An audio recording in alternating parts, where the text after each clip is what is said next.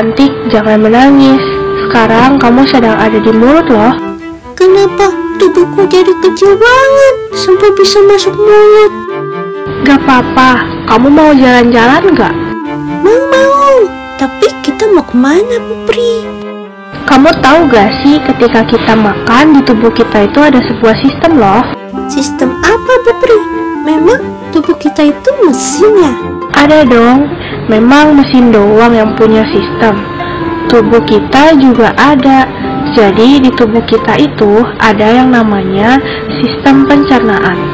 Wah, keren banget. Aku mau lihat dong, Pupri. Ada apa aja sih di sistem pencernaan? Yuk ikut aku. Tapi sebelum kita berangkat, Ibu Peri mau jelasin tempat yang sekarang kita berada dulu ya. Jadi ini namanya mulut. Di mulut terjadi dua tahap pencernaan, yaitu mekanik dan kimiawi. Pencernaan secara mekanik terjadi pada proses mengunyah makanan menjadi molekul yang lebih kecil. Sedangkan pencernaan secara kimiawi adalah pencernaan yang menggunakan enzim dari kelenjar saliva. Komposisi kelenjar saliva terdiri dari sekresi serosa dan mukus. Serosa mengandung 98% air. Sisanya itu mengandung enzim pialin dan ion-ion seperti natrium, klorida, dan bikarbonat. Mukus mengandung cairan kental, yakni glikoprotein, ion, dan air. Kerja kelenjar saliva efektif pada pH 7-8. Saliva mengandung enzim pialin.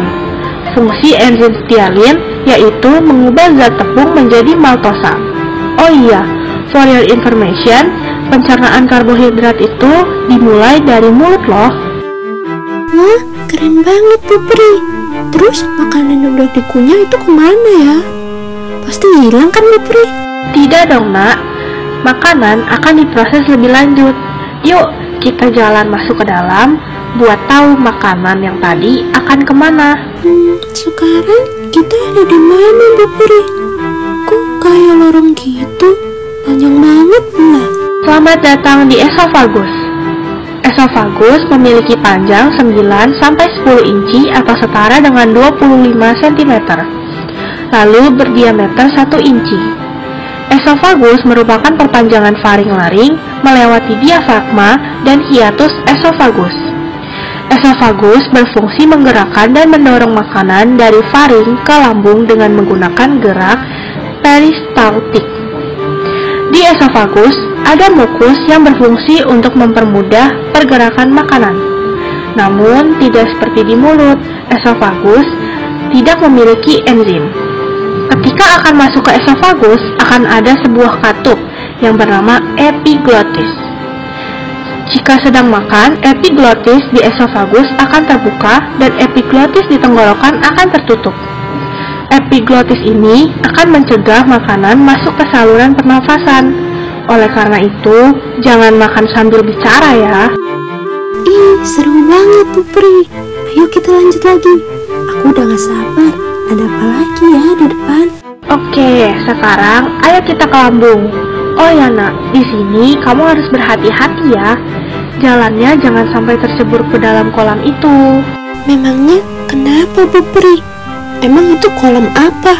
Jadi di kolam itu adalah kolam berisi cairan asam lambung. Cairan ini terdiri dari asam klorida, kalium klorida, dan natrium klorida. Asam lambung memiliki pH sekitar 2. Kalau kamu masuk ke sana, tubuh kamu rasanya seperti terbakar atau melepuh. Ujung lambung namanya pilorus. Nah, di sini ada otot yang bisa membuka dan menutup, yaitu otot sphincter. Pencernaan protein dimulai dari lambung. Di lambung, protein dicerna menjadi pepton oleh enzim pepsin. Lalu, enzim tripsin oleh pankreas mengubah pepton menjadi asam amino. Ini apa lagi sih, Pupri? Ini namanya usus halus. Usus halus ini panjang banget loh. Secara anatomi, usus halus terbagi menjadi 3 bagian, yaitu duodenum, jejunum, dan ileum. Duodenum atau usus 12 jari merupakan bagian paling pendek, sekitar 25 cm hingga 30 cm. Lalu, jejunum atau usus kosong merupakan bagian dengan panjang kurang lebih 1 meter. Ileum atau usus penyerapan kebalikan dari duodenum. Ia merupakan bagian paling panjang dari bagian lainnya. Ileum memiliki panjang 2 meter hingga 2,5 meter. Usus halus berfungsi untuk menyerap seluruh sari makanan dan nutrisi. Di usus halus terdapat beberapa enzim. Ada enterokinase, aminopeptidase, tetrapeptidase, tripeptidase, dipeptidase, disakaridase, dan lipase. Enterokinase mengaktifkan tripsinogen menjadi tripsin. Tripsin berfungsi untuk mengubah protein menjadi polipeptida. Aminopeptidase, tetrapeptidase, tripeptidase, dan dipeptidase menguraikan peptida menjadi asam amino. Disakaridase terdiri dari maltose, sukrase, dan laktase, mengubah maltosa, sukrosa, dan laktosa menjadi monosakarida atau gula sederhana. Lipase mengubah monogliserida menjadi asam lemak dan gliserol. Amilase usus halus menghidrolisis zat tepung menjadi disakarida. Kamu tahu gak, pencernaan lemak itu dimulai di usus halus loh. Lemak akan mengalami emulsi. Perubahan lemak menjadi emulsi diubah menggunakan garam empedu yang dihasilkan oleh hati. Emulsi lemak akan diuraikan menjadi asam lemak dan gliserol menggunakan enzim lipase atau steapsin yang dihasilkan pankreas.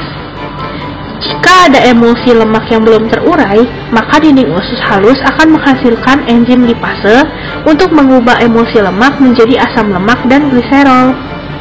Lalu, hasil pencernaan lemak akan diangkut oleh pembuluh getah bening.